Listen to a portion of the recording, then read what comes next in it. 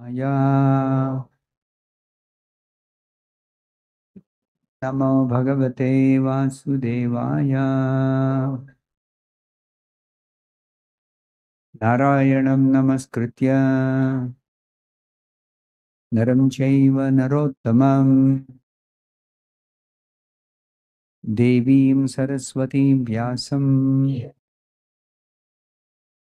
Tato Jayam Mudirayet Nashtaprayesha Bhadreshu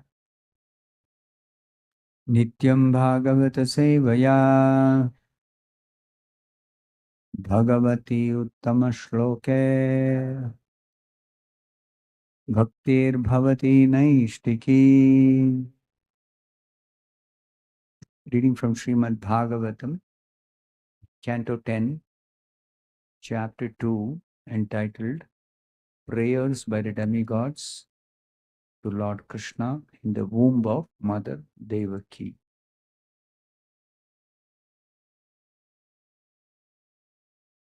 Text number 34. Sattvam Vishuddham Shrayate Bhavan Sthitau. Sattvam Vishuddham Shrayate Bhavan Sthitau. Sharirinam Shreya Upayanam Vapuhu.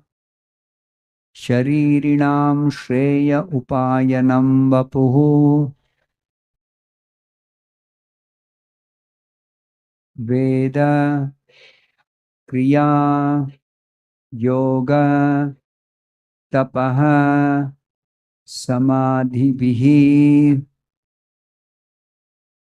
Veda Kriya Yoga Tapas Samadhibihi. Tava Arhanam Yena Janaha Samihate. Tavarhanam Yena Janas Samahite. Sorry. Tavarhanam Yena Janas Samihate. Sattvam Vishuddham Shrayate Bhavan Sthita.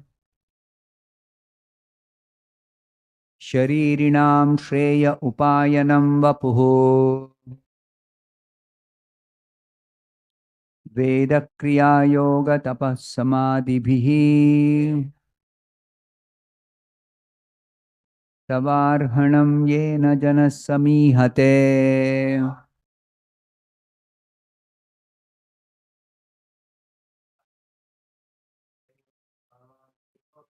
Sattvam Vishuddham Shrayate Bhavan Sthita.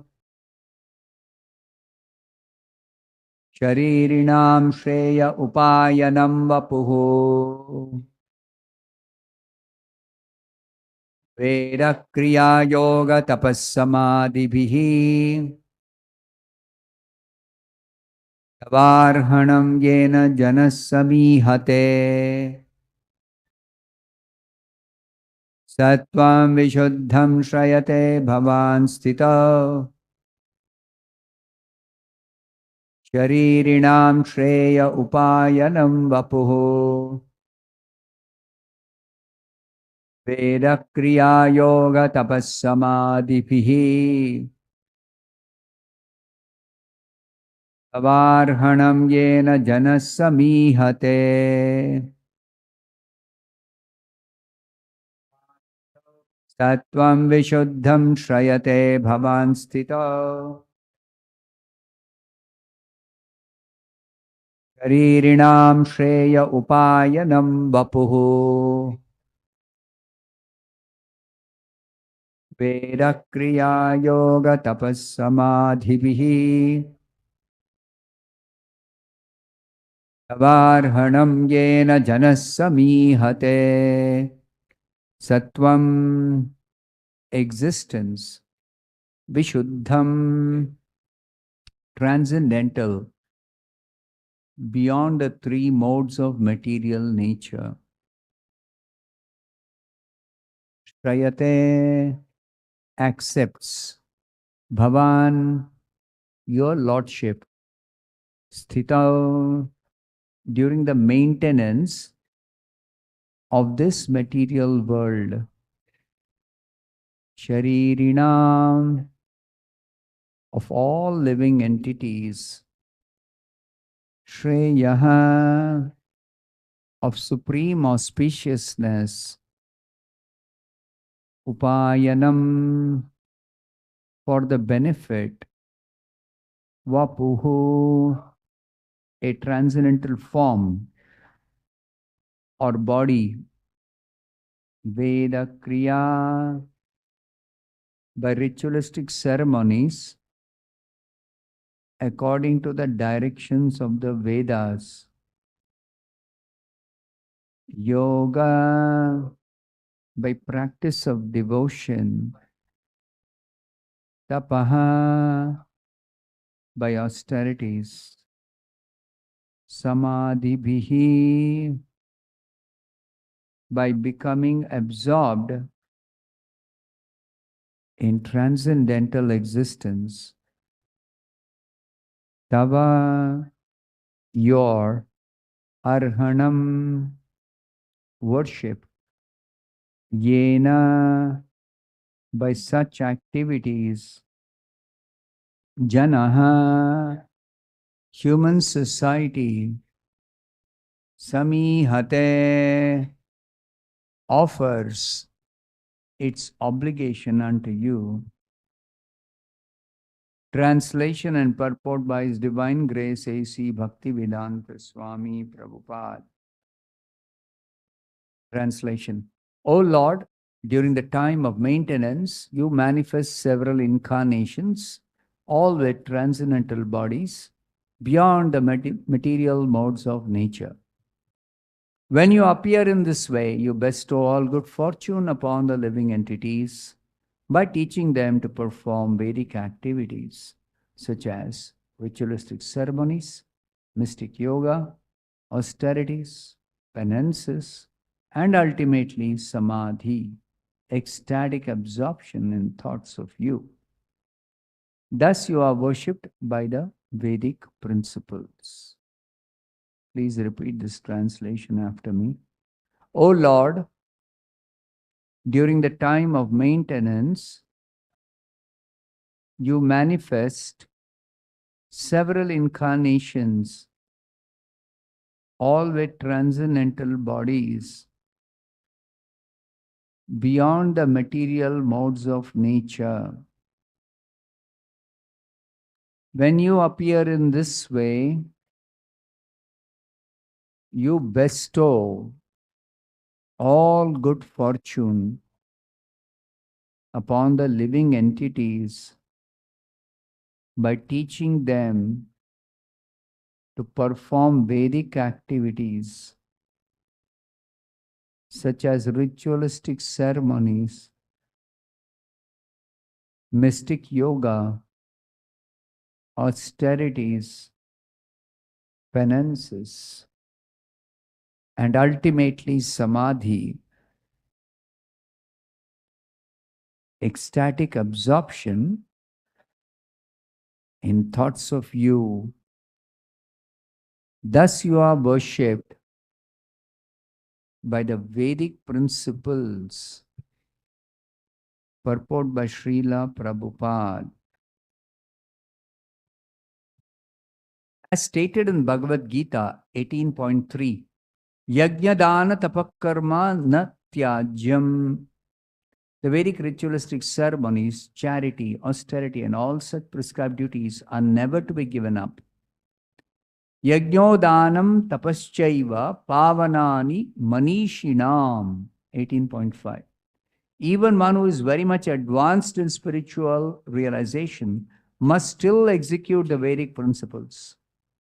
Even in the lowest stage, the karmis are advised to work for the sake of the Lord. Yajnarthat karmano anyatra lokoyam karma bandhanaha.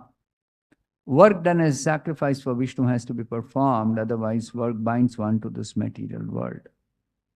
The words yajnarthat karmanaha indicate that while performing all kinds of duties, one should remember that these duties should be performed to satisfy the Supreme Lord. Swakarmana tamabhyarcha. According to Vedic principles, there must be divisions of human society. Chaturvarnyam maya srishtam. There should be Brahmanas, Kshatriyas, Vaishyas, and Shudras. And everyone should learn to worship the Supreme Personality of Godhead. Tam abhyarcha. This is real human society. And without this system, we are left with animal society. The modern activities of human society are described in Srimad Bhagavatam as the activities of go khara, cows and asses. Saeva go kharaha. Everyone is acting in a bodily concept of life involving society, friendship, and love for the improvement of economic and political conditions. And thus all activities are enacted in ignorance. The Supreme Personality of Godhead therefore comes to teach us how to act according to the Vedic principles. In this age of Kali, the Supreme Personality of Godhead appeared as Sri Chaitanya Mahaprabhu and preached that in this age the Vedic activities cannot be systematically performed because people are so fallen. He gave this recommendation from the Shastras. Harer Nama, Harer Nama, Harer Namaiva Kevalam. Kalau Nastyeva, Nastyeva, Nastyeva Gatiranyatha. In this age of quarrel and hypocrisy, the only means of deliverance is chanting the holy name of the Lord. There is no other way. There is no other way. There is no other way. The Krishna consciousness movement is therefore teaching people all over the world how to chant the Hare Krishna mantra. And this is proved very effective in all places, at all times. The Supreme Personality of Godhead appears in order to teach us Vedic principles intended for understanding Him. Vedaischa sarvair ahameva vedyaha. We should always know that when Krishna and Lord Chaitanya appeared, they appeared in Shuddha Sattva bodies. One should not mistake the body of Krishna or Chaitanya Mahaprabhu to be material body, to be a material body like ours. For Krishna and Chaitanya Mahaprabhu appeared as needed for the benefit of the entire human society. Out of causeless mercy, the Lord appears in different ages in His original Shuddha Sattva transcendental body to elevate human society to the spiritual platform upon which they can truly benefit. Unfortunately, modern politicians and other leaders stress the bodily comforts of life. Yasyatma buddhi kunape tridhatuke. And concentrate on the activities of this ism and that ism, which they describe in different kinds of flowery language. Essentially, such activities are the activities of animals. Sa eva go kharaha. We should learn how to act from Bhagavad Gita, which explains everything for human understanding. Thus, we can become happy even in this age of Kali. Thus ends the Bhaktivedanta purport.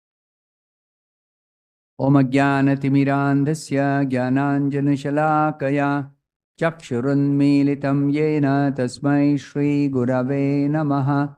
Nama Om Vishnupadaya Krishna Presthaya Bhutale Srimate Bhaktivedanta Swaminiti Namine. Namaste Sarasvate Deve Gauravani Pracharine Nirvishesha Shunyavadi Paschatya Deshatarine Jaya Shri Krishna Chaitanya Prabhu Nityananda Shri Advaita Gadadhara Shri Vasadi Gaura Bhakta Vrinda Hare Krishna Krishna Krishna Hare Hare Rama Rama Rama Hare Hare. This is yet another prayer offered by the Devatas, headed by Lord Brahma, to Krishna within the womb of Mother Devaki. Because Krishna is incarnated, the Devatas are talking about the incarnation of the Lord. In this verse, they are telling, during the time of maintenance, our general understanding is that we are being maintained by our parents or by other persons in the society or by some elaborate arrangement that we have made for our maintenance. But that's not the fact. That's not correct. Yes, we have arrangement and parents do take care of us or whoever else does take care of us. But how are they able to actually take care of us? That we have to consider. If they are independently able to take care of us, then only we can say they are our maintainers. But we know that everyone in this world is dependent on so many other persons, so many other arrangements, so many other things for maintaining us. So, the other arrangements, the other things, the other persons, who is actually the person behind all these arrangements, all the things that we have, all the things we require. So in the scriptures, it is explained in detail. How is the Supreme Lord maintaining all of us? So, first of all, we have to understand He creates this material world.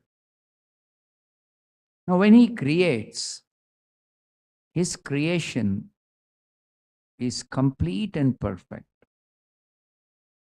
That means, during the creation itself, He has actually made all arrangements for providing everything necessary. All systems, processes, things, persons, everything He has made arrangement. If He has made arrangement, then what is the need for Him to be active and present personally during maintenance?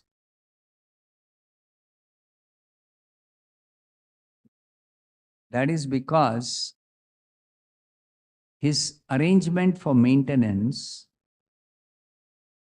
is through so many different persons. So through so many different things, through so many different arrangements, that this complex world of persons, things, arrangements, interdependencies will work only by his supervision, by his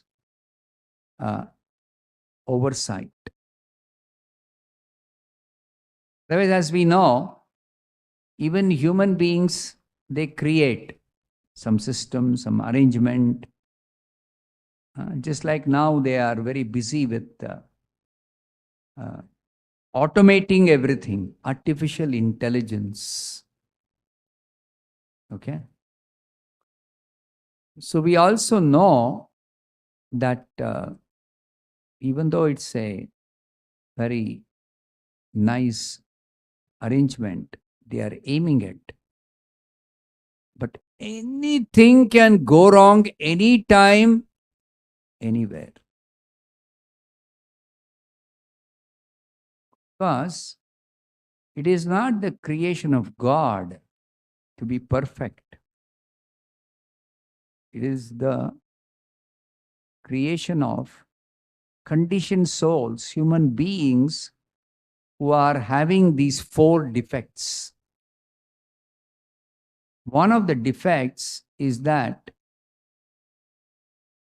human beings, however much they try to avoid making mistakes, they cannot 100% always avoid mistakes. So they do make mistakes. And sometimes the mistakes are very, very costly mistakes. Similarly, the human beings, the conditioned souls, and the human beings in general are always in illusion. Illusion means they don't know what is reality. So then how can they do anything perfect if they are in illusion? They cannot. So if at all something we do under illusion, in spite of being in illusion, making mistakes, not being perfect, still things are working, only because every stage, every moment, every time, everywhere, the Supreme Lord as the maintainer is active as Paramatma in everybody's heart. He has entered every atom of matter. He has entered into everybody's heart. What is he doing? He is the one who is making everything work. He's the one who's making everything work. So we may be very proud of our body, our ability, our intelligence. But in the Bhagavad Gita, Krishna clarifies that you think you have got some ability which you have developed. No, he says, I am the ability in you. What is the meaning of that? Krishna gives us the ability. Krishna gives us the skill. Krishna gives us knowledge. As who? As Paramatma. Sarvasya chaham hrudi sannivishto matta smritir jnanam apohanam cha. I am seated in everybody's heart and I give knowledge. I give remembrance. Krishna says that in the Bhagavad Gita. So if you study Bhagavad Gita, then you come to know the truth that yes, we have some ability and we do utilize it. But that ability is given by Krishna. And even to utilize the ability, Krishna has to give us intelligence, give us knowledge, give us the skill in the hands, to use the hands. Then this hand itself, it works very nicely because of a very complex arrangement within this body of which this hand is a part. Like medical science, they study sometimes when we have some problem with the hand and we go to the doctor has got so much knowledge about all the complicated working of this hand. Sometimes they will say, oh, you got a stroke and therefore your hand is paralyzed. Sometimes there is pain. They'll say it is some muscle reflex or muscle catch or something like that. Sometimes they will say it is some bone problem. Sometimes they'll say it is some blood circulation problem. And sometimes they're not able to analyze what's the problem. You go to one doctor, he'll try to find out what is the cause of your problem. If he cannot, he'll say, I'll send you to a specialist. So he'll send you to one specialist. That specialist says nothing wrong with, let's say he sends you to a neurologist. Neurologist says nothing wrong with your neurological system, nervous system, nothing wrong.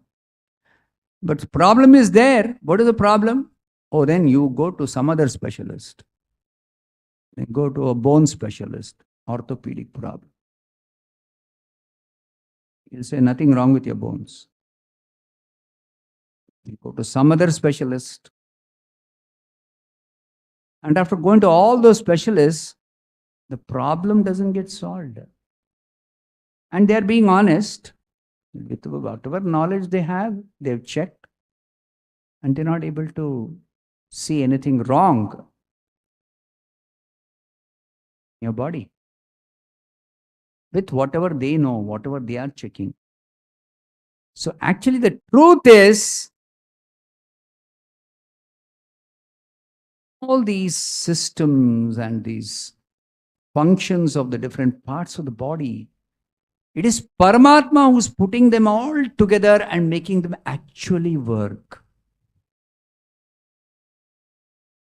And those who are atheists, they think or they believe or they are convinced that this body is working automatically. No. Body doesn't work automatically. It works because Paramatma is there in our heart making it work. This is the truth. This is the reality.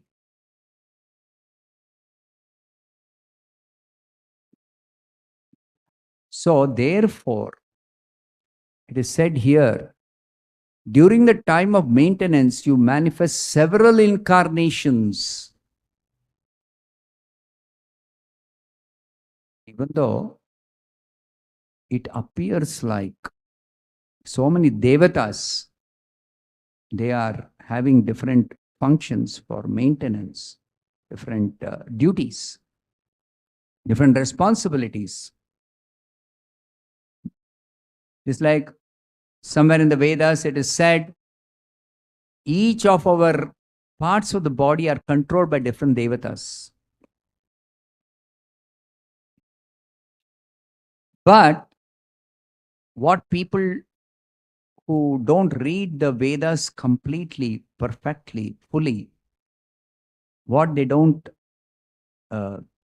also read from the Vedas is that the devatas themselves, as different controllers of our different parts of our body, themselves are dependent upon the Supreme Lord who's present in their heart as Paramatma to direct them, to give them intelligence, to give them ability.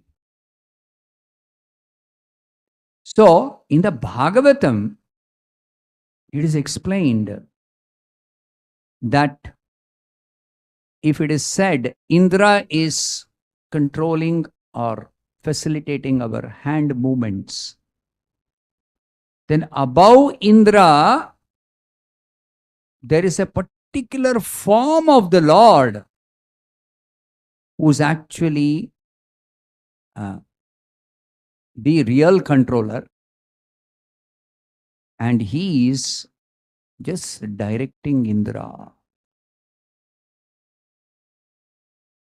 He's directing Indra. So therefore, the Vaishnavas, the devotees, they know that I am not independent or this body is working automatically, but there are others who are making this body work. So there are devatas. They are controlling, they are facilitating, etc. But the Vaishnavas also know above the devatas is the Supreme Lord. Above the devatas is the Supreme Lord. It is He who is actually controlling, who is actually maintaining, who is actually directing the devatas. So therefore, the Vaishnavas, the devotees, they always are dependent on Krishna and not on the devatas, not on some material arrangement, not on this body.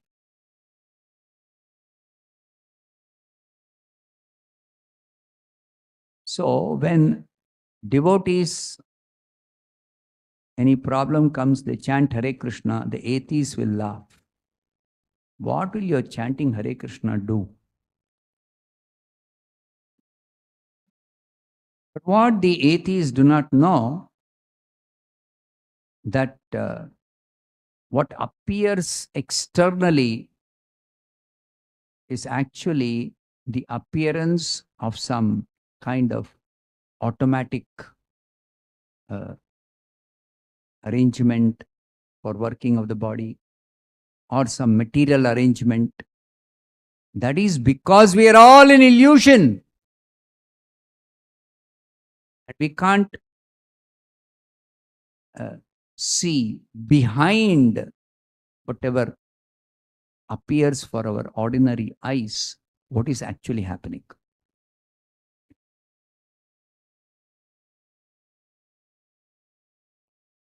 Like you take a small child to the cinema, then the child will see that cinema and think, actually there are people there who are actually doing so many nice things. The child is not able to understand this cinema is actually simply one arrangement of a projector with some whatever reel or some film, and it is being projected and it has all been recorded by some arrangement.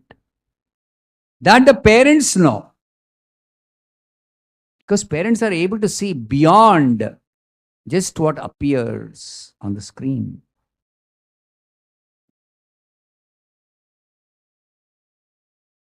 Similarly, the devotees, they are able to see beyond material nature, beyond this body. And that is because Krishna is not visible. Krishna cannot be known except by bhakti. Krishna cannot be seen, cannot be understood, cannot be known by any method other than bhakti yoga.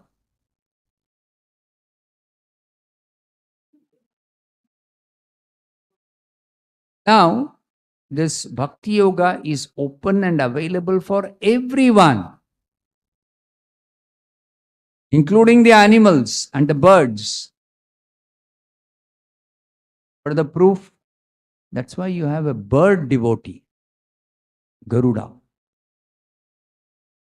Animals, you have a monkey devotee. Actually, these devotees are not birds and monkeys. Okay. They are devotees. But they appear in that form for the sake of, first of all, they appear in that form for the sake of Lord's pastimes in this material world. As much as the Lord appears in a human-like form or animal form himself for the sake of his Leela. Same purpose. Actually, Garuda, Hanuman, they don't belong to this world. They belong to the spiritual world. But when the Lord incarnates, comes down to this world, then the pure devotees also who are serving the Lord in the spiritual world, they also incarnate. So when they incarnate, just like the Lord appears in some form in which we can see him, which can connect with him, can relate with him, same way the devotees also, they come in some apparently material form. But here it is explained, whenever the Lord incarnates, he appears in his transcendental form, transcendental body. And that's true for devotees also. Otherwise, how can you explain a monkey can lift a mountain? How a monkey can jump across the Indian Ocean and in one jump go from India to Sri Lanka?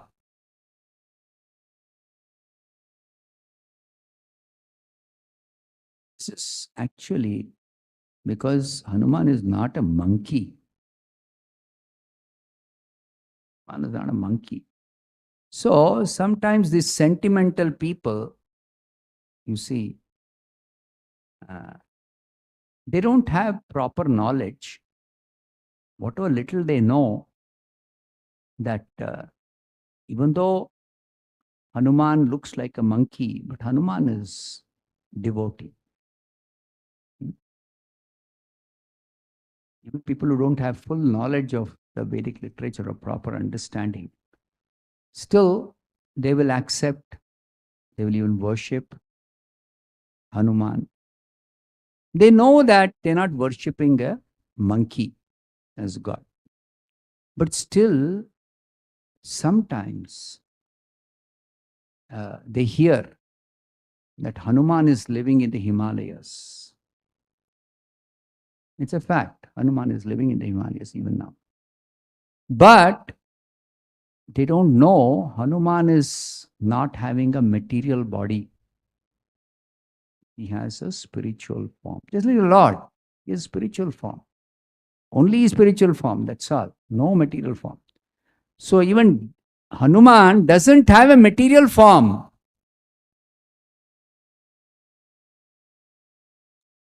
So when they go to Himalayas, suddenly they will see one monkey coming and sitting like this. They'll say, I saw Hanuman. I'd gone to Himalayas, some holy place. I saw Hanuman.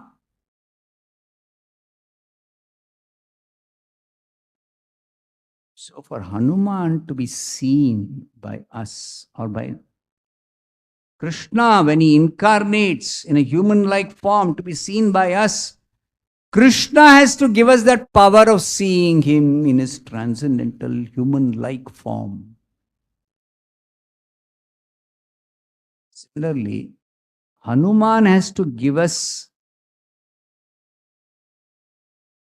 the ability to see him in his transcendental monkey-like form. Otherwise, we cannot see him because his form is completely spiritual.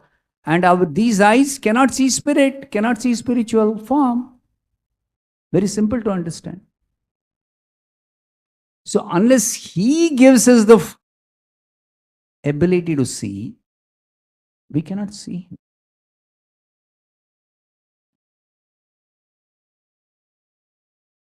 So simply don't think that any monkey could be Hanuman.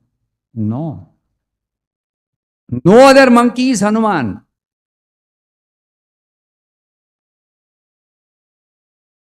Why no other monkey? No monkey is Hanuman. Hanuman is not a monkey. So this understanding is very, very, very, very important. Otherwise, all kinds of funny things people do. They start worshipping every monkey they see. Any monkey they'll worship.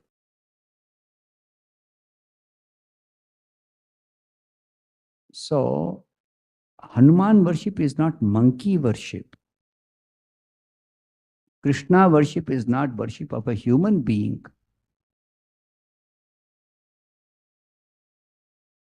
You see. So, this understanding is so important. When the Lord incarnates, because here it said, when the Lord incarnates, he appears in his transcendental form. Sattvam Vishuddham. Not only the Lord, even his pure devotees. Even his pure devotees. They also appear in this world in a transcendental form. Therefore, we worship Prabhupada. Therefore, we worship Prabhupada. We don't worship any material form. We don't worship any ordinary human being. In fact, we don't even worship extraordinary humans in the form of devatas who have got so much more powers than any human being on this earth, who are actually controllers. They are controllers. We don't worship even those many millions of times more powerful than us, humans. They are not ordinary humans, the devatas. But we don't worship them. Because only the Supreme Lord is worshipable.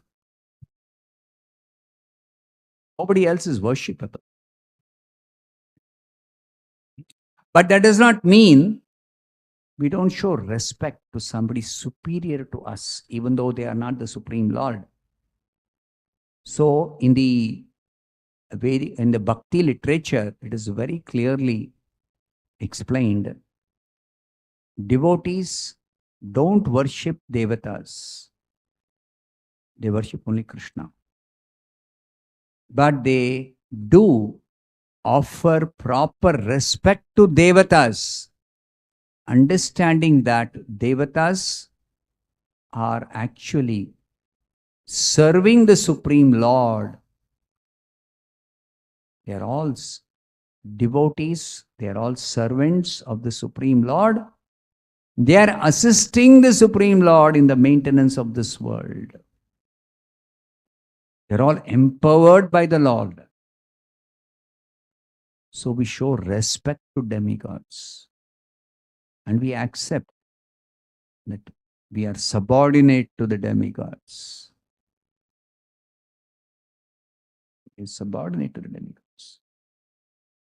So in this spirit, or with this understanding, even when the Supreme Lord, with all his with his unlimited powers, in his transcendental form, he appears as Ramachandra. But he's playing the role of a Kshatriya. So when he goes to temple of Shiva, Rameshwaram.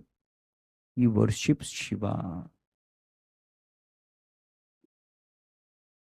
Some foolish people, when they hear this, they think, see, Rama is worshipping Shiva. So who is greater? Shiva is greater or Rama is greater?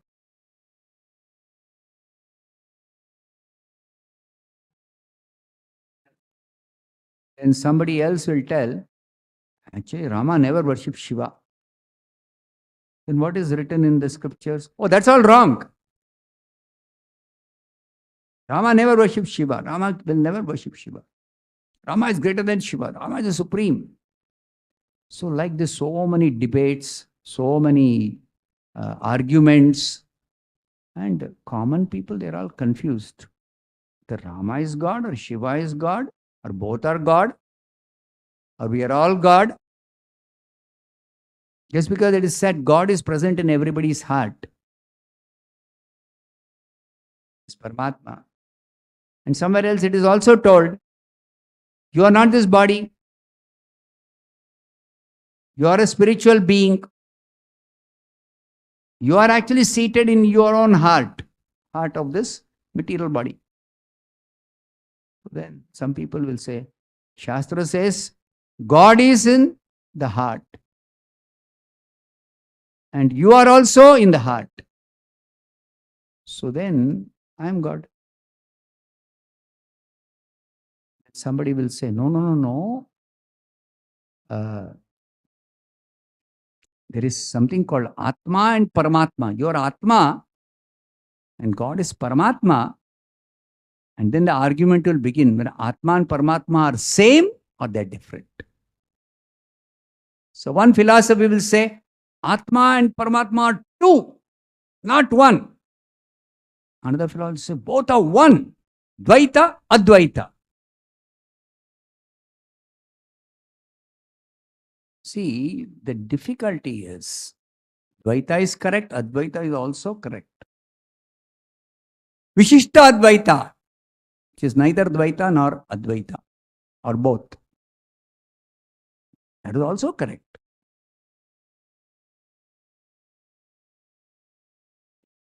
But you have to learn these things. You have to understand this from the proper source. Don't understand or learn or hear from the proper source. You will never get to know the truth, the fact, the reality. Therefore, the Shastras always, the Acharyas always teach us, you should actually consult the proper authorities. It's like you want to learn medical science. You can't go to some quack and just be with him and learn whatever he knows. No. You should go to a proper university, medical college, where there are so many elaborate arrangements made for properly educating, for properly teaching, for properly giving, hands-on experience, properly training. So much elaborate arrangement. And some foolish person is there. Oh, you don't have to go to medical college. You don't have to study all that schooling and entrance exam. Come to me, I'll teach you. And some fools will go.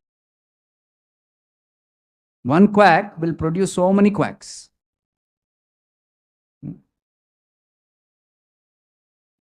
So like that is what is happening in this world today.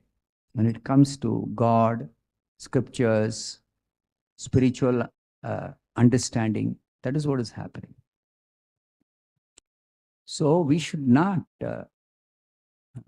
here it says, the Lord appears to bestow all good fortune upon the living entities by teaching them to perform Vedic activities such as ritualistic ceremonies, mystic yoga, austerities, penances, and ultimately samadhi, total absorption in the Lord. That's the perfection.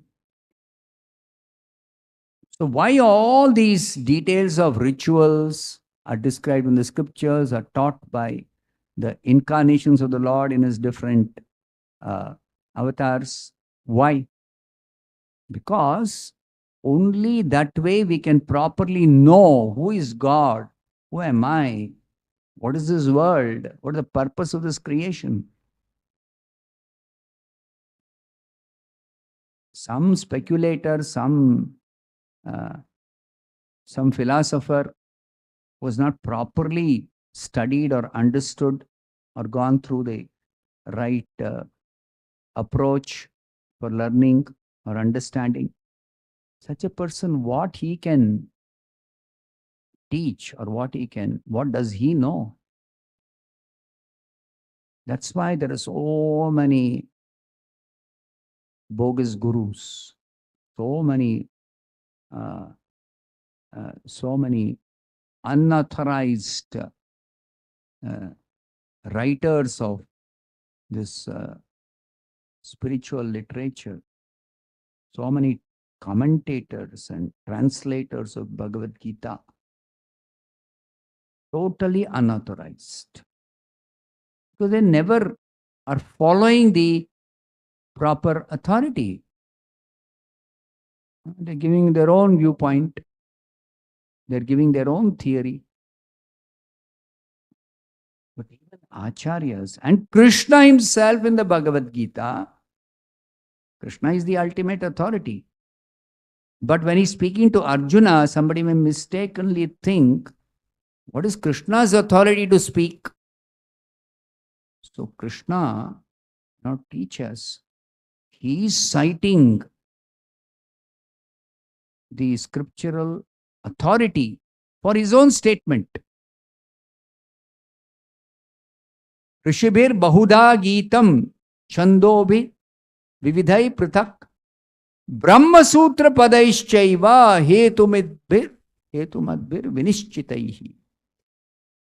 This is a very important verse in the Bhagavad Gita, in the 13th chapter. It says, all what I am going to explain to you is actually explained by the great sages headed by Vyasadeva, and particularly explained scientifically with all reasoning as to the cause and effect.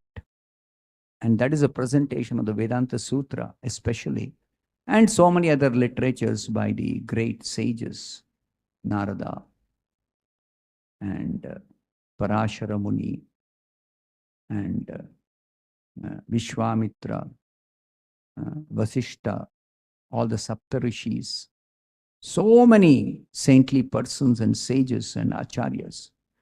But they will never give anything independently.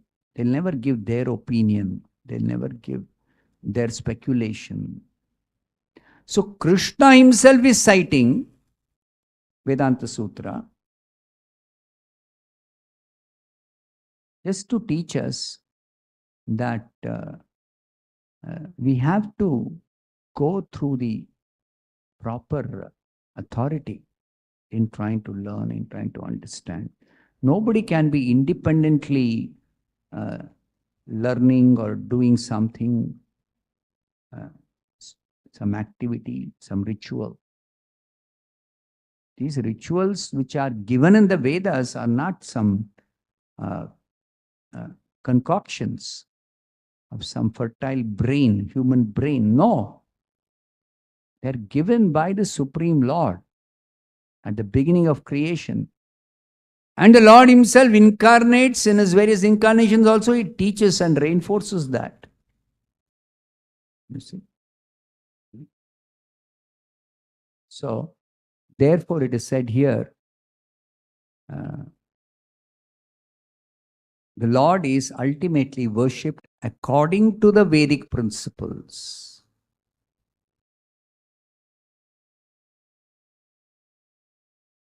Sometimes people, when they see Aarti has to be done to the Lord according to certain procedure by chanting particular mantras uh, in a particular way. They'll say, why all this? They think this is all some uh, concoction by some fertile brain. Showing a lamp, lighting one incense stick. No. The Lord teaches us how to worship Him as the deity. And this is not suddenly appeared in some writing. No. First, Brahma was taught all this. And Brahma, after learning and himself following, he is teaching by his example and by his instruction, his sons, his disciples, his descendants. And it is coming down like that. So nothing is anybody's own concoction or some creation of anybody. It's all ultimately the Supreme Lord Himself who is teaching, who is setting example, who is always active. So that is what is explained in this verse. I'll stop here. Grantaraj Srimad Bhagavatam ki jai, Srila Prabhupada. No, afterwards, so no time. Announcement. We'll be celebrating Vyas Puja of Srila Prabhupada on 27th August 2024. So on this day, devotees offer what is called as Vyas Puja homage, glorifying the spiritual master Srila Prabhupada. So we glorify by first of all writing a offering, homage offering. So those of you who would wish to write an offering, please do so and submit it before 23rd of June. It's another few days only. Then we are celebrating Panihati Chidadahi Utsav on 20th of June, coming Thursday. Coming Thursday. Evening 6 p.m. onwards, we'll have Pallaki Utsav, Abhishek, festival discourse, Sankirtan and Prasadam.